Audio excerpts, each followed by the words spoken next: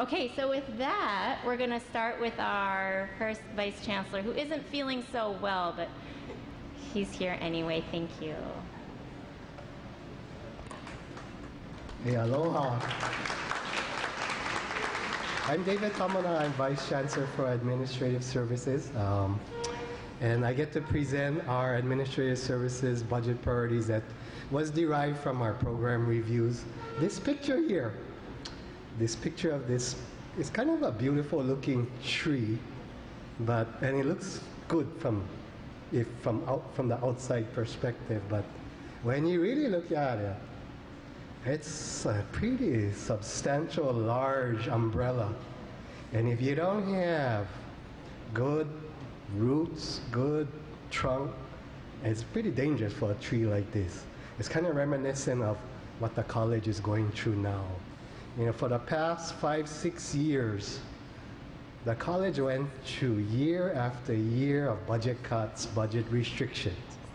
And it was a conscious decision that we tried to protect our services with our students, the classes, faculty, as much as possible, with the hope that over time, the economy would restore and the finances would get better. But you know, it's been a while now. And I don't know that I'm optimistic that even this coming session will be getting anything in addition from the legislature. So if we don't think about how it is, we're going to realign our resources and think about how we might prune our tree, really, what could happen is something like this. Yeah? So, wanted to talk about our program review. We had a lot of data. Before we came up with our budget priorities, our program looked at a bunch of data, all of our departments. So I just picked out the most critical ones. This is our maintenance data. And what you see is, over the past 6 years, the amount of janitors, groundskeepers, and building maintenance crew we've had. The highlighted year, 2009, that was the peak year. But what you see is, in 2009, we opened the nursing portables. 2011, we opened Kayao. Then the big one in 2013, Ikilea. While we're building more buildings, if you look at what's happening, the crew is shrinking. And when you look at back there, the O&M crew is shrinking. I mean, there's less of them there than there used to be. So I didn't see Chancellor Hokoana's earlier slides, so I was quite pleased that we're somewhat aligned with his thinking that we really need to restore our maintenance and groundskeepers and our custodial staff. This here is another data set. This actually shows you the other campuses, the amount of staff they have as compared to Maui. Maui has more building gross square footage than Kapiolani. Believe it or not, we do. But look at the staff. The staff is a fraction of what they have.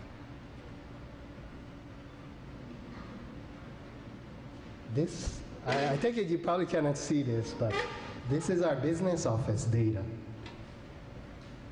And the key thing to see is our business office processes, and this happens year after year after year, they process more transactions than almost any other community college every year. Only Kapiolani right now is ahead of us.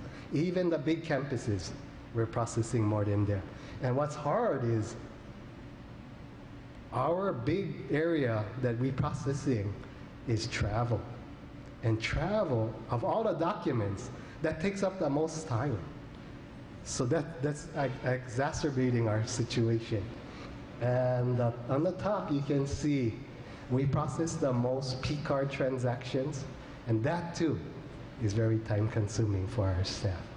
And we always hear it. We always hear the campus asking, can I get more P-card? Can I get a P-card?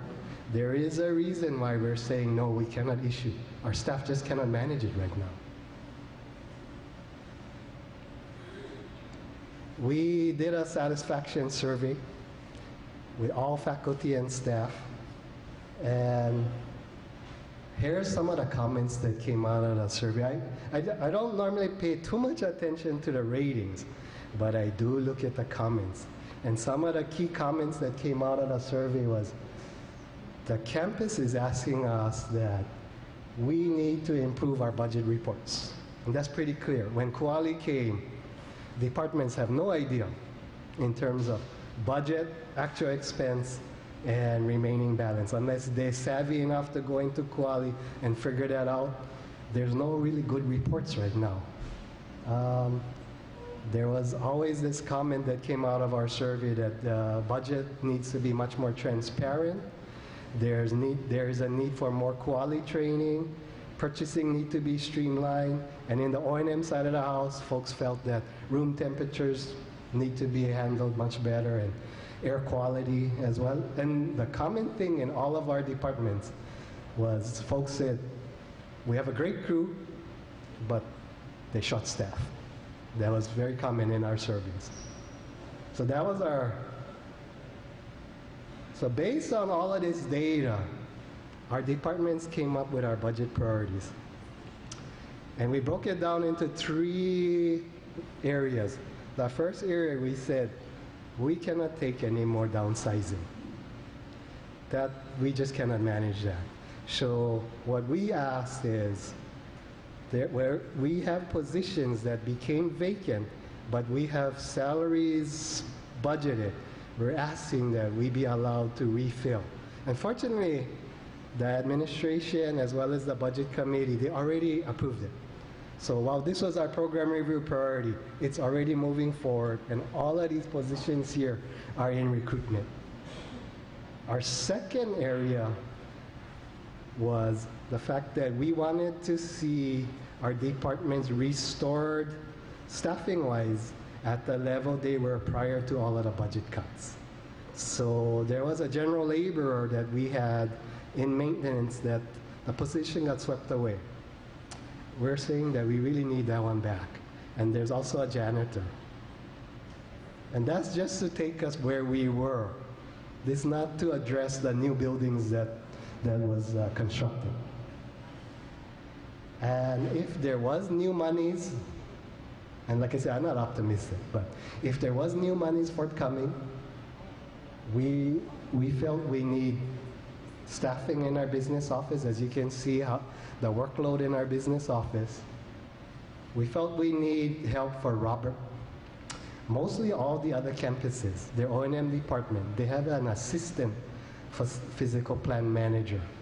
And those campuses actually run really well, because the way they run is they have their lead physical plant manager managing all of the large-scale projects, and the assistant managing the internal operation, the crew, having all the maintenance work orders addressed. So that's something we feel we need here. Robert doesn't have an assistant to work with. And we felt we needed help in our HR department. That's our budget priorities. Since I still have time, I wanted to kind of highlight some of the things we accomplished. That's the auto body shop, just got renovated. No EE, just opened. And the things that we're looking forward to, that's the ceramics building. We're going to renovate the ceramics building. That's a battery storage system that's out in the soccer field. And it's a demonstration project by Hitachi. So it's a battery storage system, and it's a freebie because the intent is after their demonstration is done, they're going to donate it to us. That's what Louis talked about, is the Hospitality Academy, where we're going to renovate the old dormitories. That's this building. If you look outside, there's soffits that's dropping. Every time we have a windstorm, more of it drops. It's a health and safety issue. And we're working with our facilities director on Oahu to get this repaired. Those are things we're looking forward in the near future. we're really proud of our maintenance staff. One of the things they do, they really work hard with trying to stretch their resources, and they look for partners to seek win-win situations. That picture there is the wind turbines that just came down. We left the infrastructure up. I mean, the wind turbines don't work. And what we're hoping to find is partners that other manufacturers of wind turbines who might want to demonstrate that their wind turbine can manage our environment where others have failed. And if they can prove that, then they probably can do a lot better. That there is a irrigation shed that our apprenticeship program built. And they helped our maintenance staff by building this shed around our irrigation pump. And that's Marvin and his staff, his apprenticeship students. That there, we try to actually seek Boy Scouts and Eagle Scouts to do their Eagle projects here. And that one, I think, through Joyce Yamada, we had an Eagle Scout, Roy Sato, built those benches in front of the Holly. And we're actually trying to find more of this kind of projects. It's really good. Something that came out of our program review in the survey that's coming real soon is the fact that we're working with the budget office to create an automated report that's going to show your budget, your expenditures to date, broken down by all the different categories, regular employees, lecturers, student help, your operating expense, and your available funding. And that's something what's coming is we can print this at a touch of a button.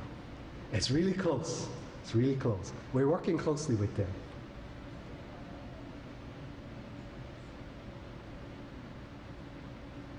You know, this is just my personal opinion. Prioritizing budget requests, I don't know that that's difficult to do. Where I see the challenge is trying to figure out how we realign our finances, trying to figure out how we prune our tree, figuring out what services, what functions, what programs we should reconsider so we can realign our resources. That I see as a challenge. Thank you.